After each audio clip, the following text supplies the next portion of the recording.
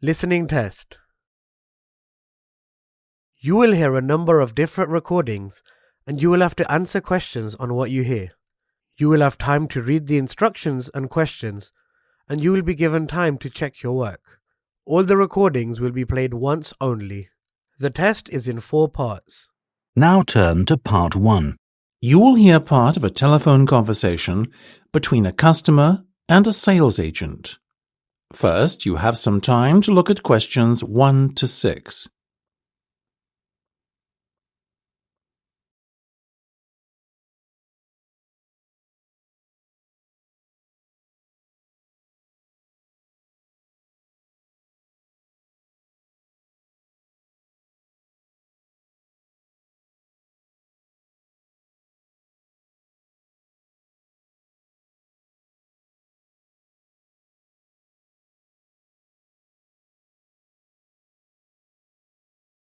You will see that there is an example that has been done for you. On this occasion only, the conversation relating to this will be played first. Now, before we go any further, could you please confirm your full name for me? Of course, it's Marge Thompson. MARGETHOMPSON. Thank you, Marge. That's great. The customer's name is Marge Thompson, so you write Marge Thompson in the space provided. You should answer the questions as you listen, because you will not hear the recording a second time. Listen carefully and answer questions 1 to 6.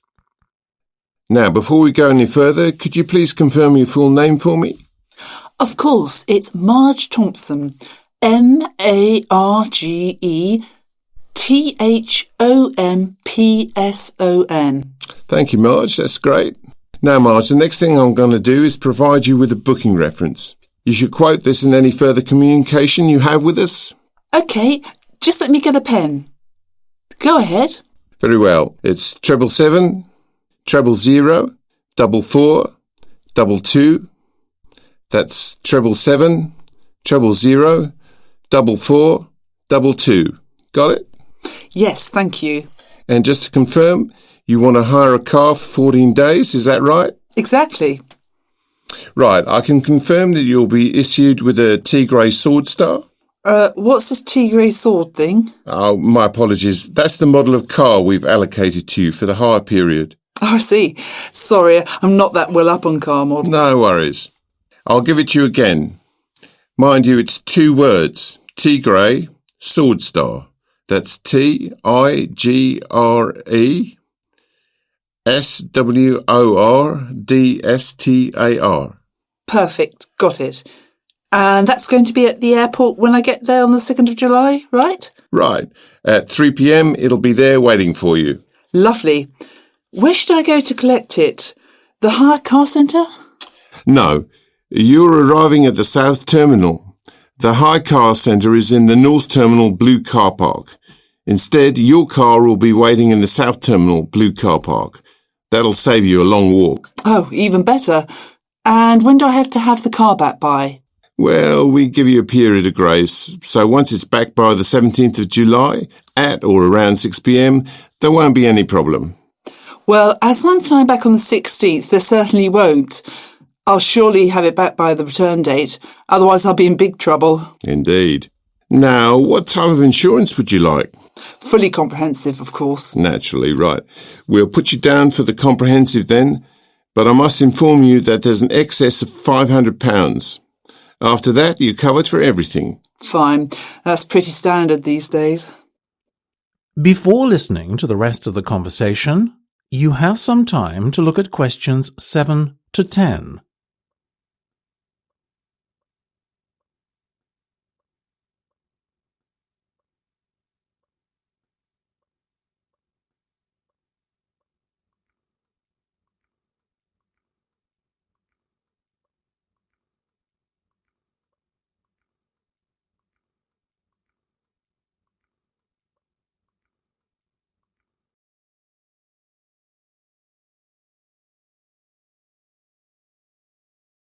Now listen and answer questions 7 to 10.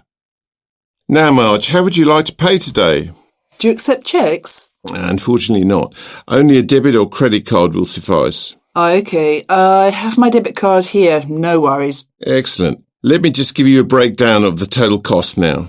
It's £280 for the 14-day vehicle hire, and the insurance is an additional £75. Will you be needing a satellite navigation system? How much? £25. No, thank you. I'd use my own. I have one on my mobile. What about the roaming charges? That could amount to even more than £25. Good point. On second thoughts, I'll take the satellite navigation. I also need tyre chains. Is that correct? Not compulsory at this time of year. But I may be travelling up to very high altitudes in the Alps. In that case, perhaps you should hire them too. The chains will set you back another £25. No problem. So that's £405 by my calculation. We also have to include 12.5% tax, I'm afraid. Oh, well, if you must. So in total, that's £455.50. Now let me just... That's the end of section 1. You have half a minute to check your answers.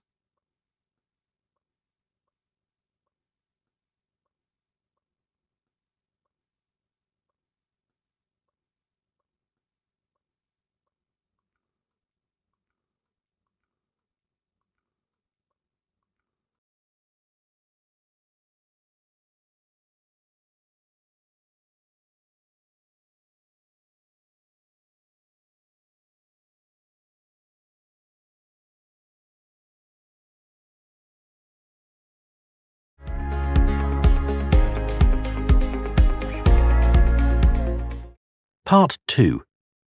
You will hear the general manager of a golf club talking to some people who would like to become members.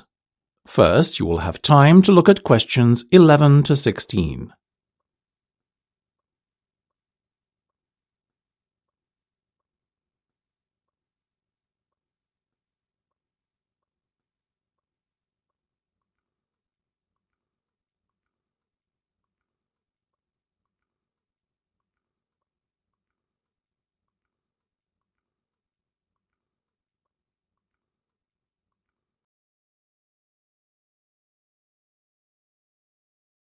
Now listen carefully and answer questions 11 to 16.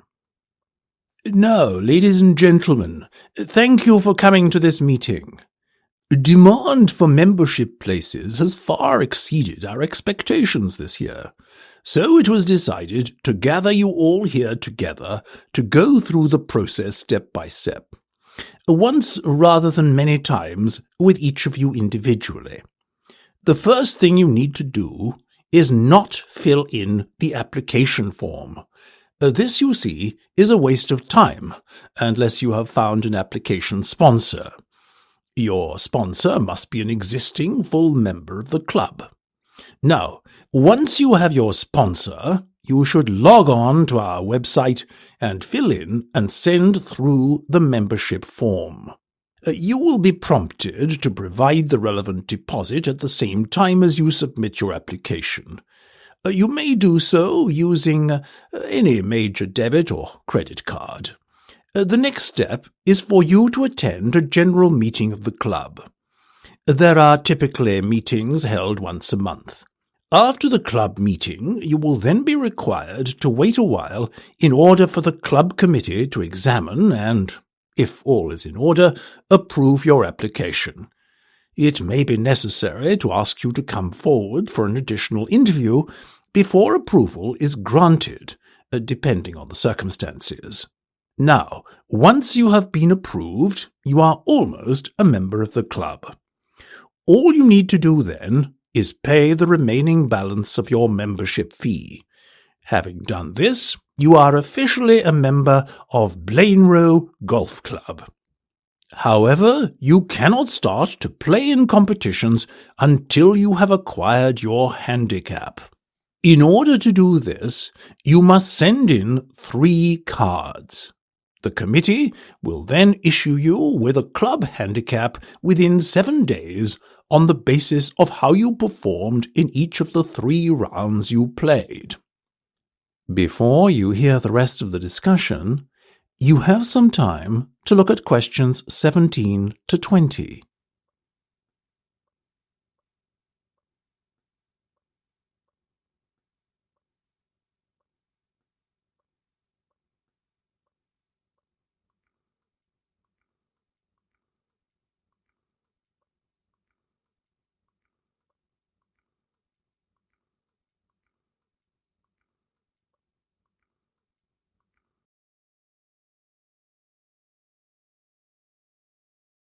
Now listen and answer questions 17 to 20. Now, I won't spend much more than a few minutes on this, but let's go through the different membership types quickly now. Remember, all the information I'm about to give you and more is available on our website. The first category is Full Ordinary Member. Basically, this is a full membership that gives you full playing rights during competitions, and for casual golf as well. It costs £10,000 to become a full member, or alternatively, 4 instalments of £2,500. Our next category is Associate. This is for a golfer who is already a member of a club but wants to join ours too, while keeping his existing club as his main club. You have the same rights as a full member, but the cost is £9,000. I must remind you that there is a limited number of memberships of this kind available. 5-day members pay £5,000 to join, and this payment can be put towards becoming a full member at a later date if you would like to upgrade your membership status. You enjoy full playing rights during casual play and can play in all weekday competitions. However, you cannot enter competitions at the weekend. Intermediate membership is open to golfers under the age of 25 and costs £1,800, as do the other remaining membership types: junior, senior, and overseas. If you are an intermediate member, you too have full playing rights for casual play. However, you can only play in competition if a full member of the club invites you to join him. Junior members are aged between 12 and 18. They enjoy restricted playing rights in casual playing time and are only allowed to play on Monday and Wednesday mornings. They can occasionally play in competitions, but the opportunities to play in this format are severely restricted. Senior members enjoy full rights at all times, and overseas members can play on the course casually at any time, and can enter competitions if invited to do so by a full member of the club. Now, as to the questions of... That's the end of section 2. You have half a minute to check your answers.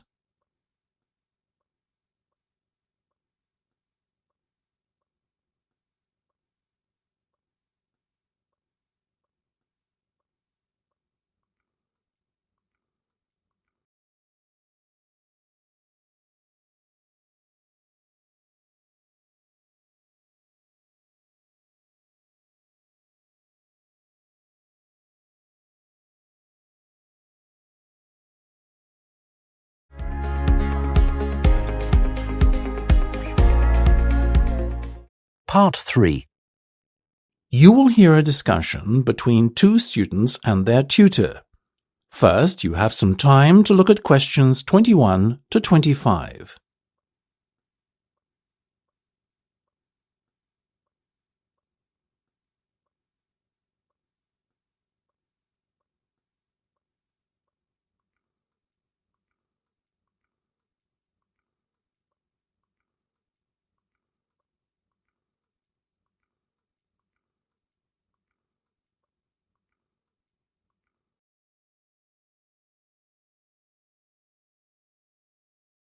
Now listen carefully and answer questions 21 to 25. Okay, guys, first off, well done.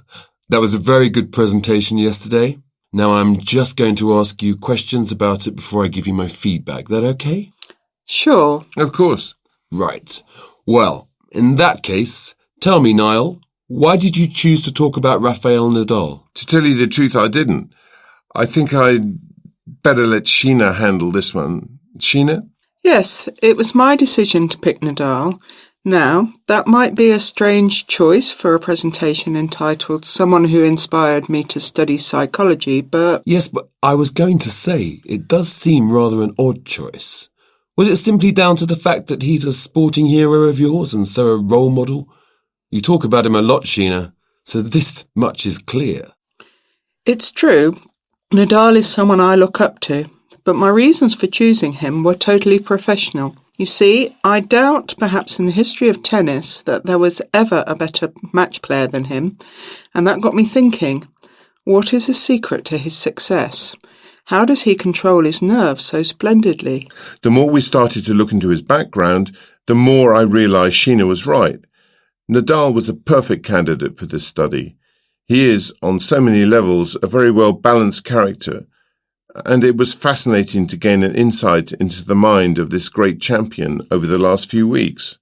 I'll admit that I was at first somewhat unsure about whether or not I should back Sheena on this one, but it didn't take long for our research to put us at ease. So, while most of the students were researching Freud and other visionaries in the field of psychology and psychoanalysis, you were looking into a present-day sports star? Does that not strike you as a little odd? Of course, we knew it was a risk. After all, there was a danger that no one, least of all you, would take us seriously when we stood up on stage and started our presentation. That said, I think it is in the spirit of psychology to be inquisitive and adventurous and not just stick to the conventional.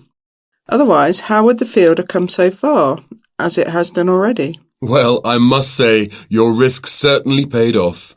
Yours was, without a shadow of a doubt, the most interesting and original presentation I saw. And judging by the reactions of the other students, I would have to say that everyone else was equally impressed. Thank you. I'm so glad you think so. Yes, but notwithstanding your excellent presentation content, we must remember that the marks for this project are awarded based on a number of criteria, and we'll examine those in a few minutes. But first, another question. Where did you find your sources? Well, and I don't quite know how we managed it, but we were able to secure a face-to-face interview with Nadal while he was over here for the Wimbledon Tennis Championship, so we weren't reliant on newspaper articles and interviews or any other forms of secondary sources. We did, however, find the library's sports archive an invaluable backup aid to help us fill in the gaps and piece together our interpretation of what makes Nadal such a mentally strong champion. Before you hear the rest of the discussion, you have some time to look at questions 26 to 30.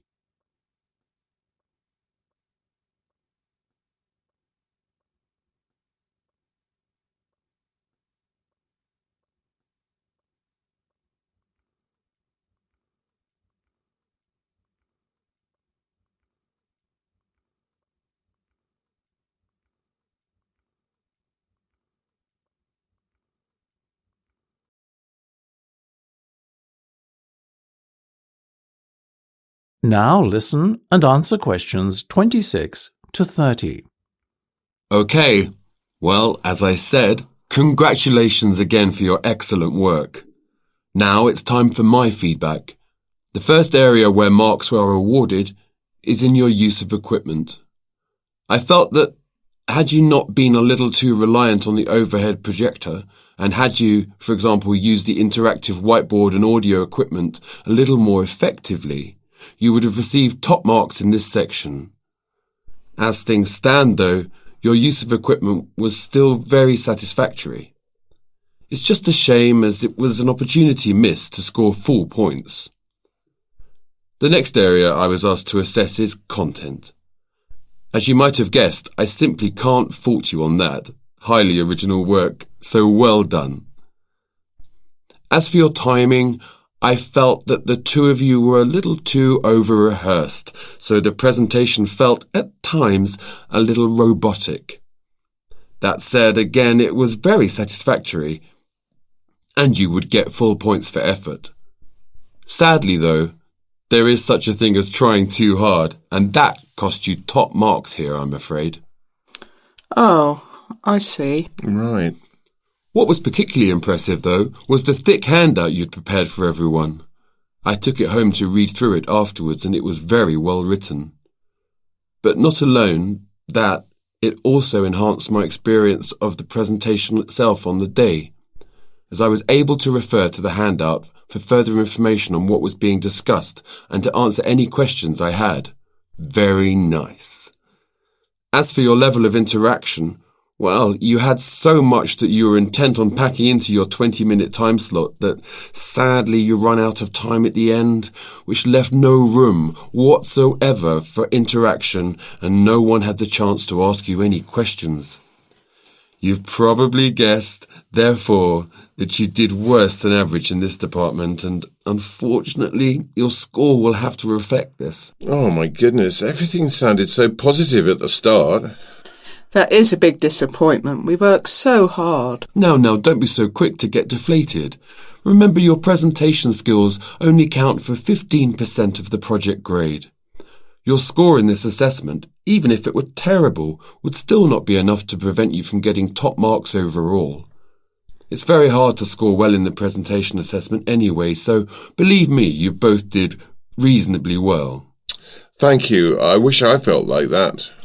Yes, your feedback was very constructive. We're just a little disappointed with ourselves. Why?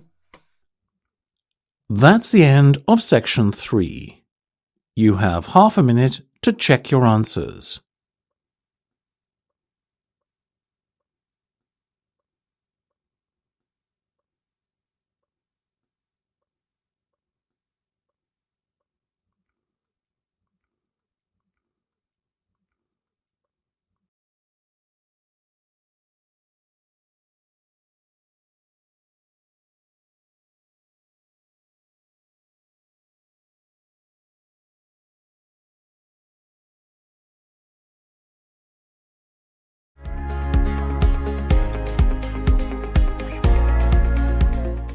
Part 4. You will hear part of a talk on cat breeds. First, you have some time to look at questions 31 to 40.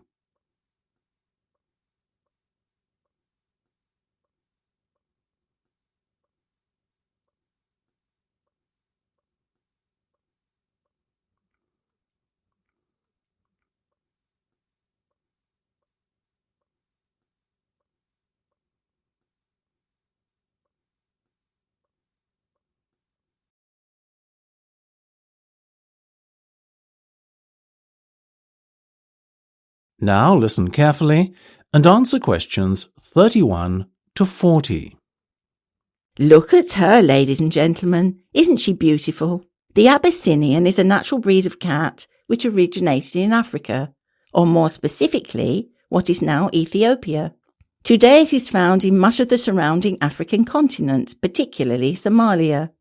Its head is broad and moderately wedge-shaped, and it has relatively large pointed ears, like the specimen you can see here in front of you. It is typically a reddish colour and is known for the unusual M-shaped marking, which often appears directly above the two eyes. See here. It has a medium-length coat in a sort of ticked pattern, ticked being a term to describe when the hair gets progressively darker from root to tip. There you go, little fellow, well done. Now this gentleman, he is a male, I can assure you, is the Aegean. The Aegean is of Greek origin, as you might have guessed, and is thought to have come from the Cycladic Islands. It's considered to be the only native Greek breed of cat. It is one of the newest and therefore rarest cat breeds, but relatively plentiful throughout Greece. It is much liked for its intelligence and friendliness, and because it excels in pest control. It has a semi-long-haired coat with rich tail. The coat is typically bi- or tri-coloured, with white always present, and the other colours ranging from black to red, blue, cream, etc. These colours are just as likely to present themselves as stripes. This little guy, as you can see, has beautiful reddish-blue stripes running through a pale coat. The head is medium-sized and quite round. The ears have a wide base, rounded tips, and are covered by hairs. Now the Australian. Australians are still mainly confined to distribution in their homeland. Obviously Australia, though a number of catteries in the UK have started to breed them too. Look at those expressive eyes. The cat is a fine example of the breed, medium-sized and short-haired. Notice also the large round head. This breed is much loved for its tolerance of children, and because it is very rarely inclined to scratch. Its coat is typically spotted, or, as in the case of this little fellow, classic tabby style. Last but not least, we have the bobtail, another relatively new breed, like the Aegean and Australian. The bobtail first appeared in the 1960s in the United States, the only country in which it has a significant distribution, and is most notable for its stubby, bobbed tail, which is only something like 1/3 to 1/2 the length of a normal cat's tail. It is a very sturdy breed, with rather shaggy and dense fur. Bobtails can have any colour fur, and often have the appearance of a tabby. Unlike the other breeds we have discussed, the bobtail is not natural. It is said to be a result of the crossbreeding of a domestic tabby cat and a bobcat. Such is the careful breeding the cat has undergone that it comes in all colours. And there are also both long and short-haired versions. If I had to recommend one of these breeds to you today, I would have to vouch for the Australian. After all, as all of us here are parents, we must surely agree that our children are our first consideration when it comes to purchasing a pet. What effect the animal will have on them, how will it react, etc. These are questions we all ask ourselves, and they are even more important when the child is very young.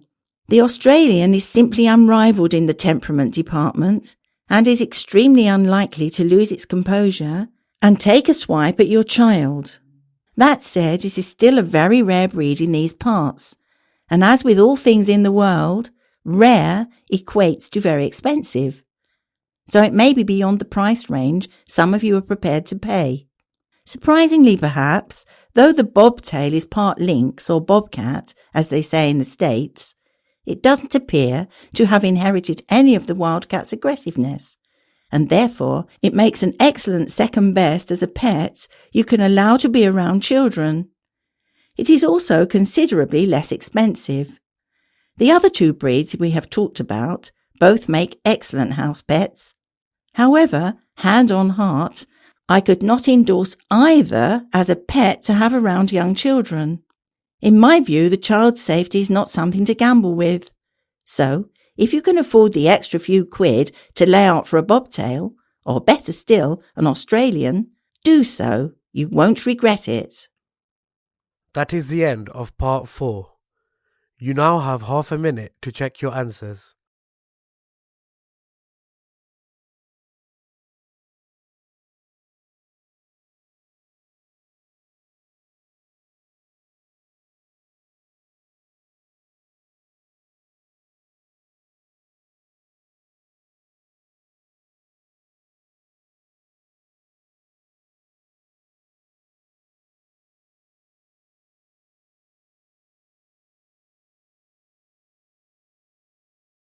That is the end of the listening test.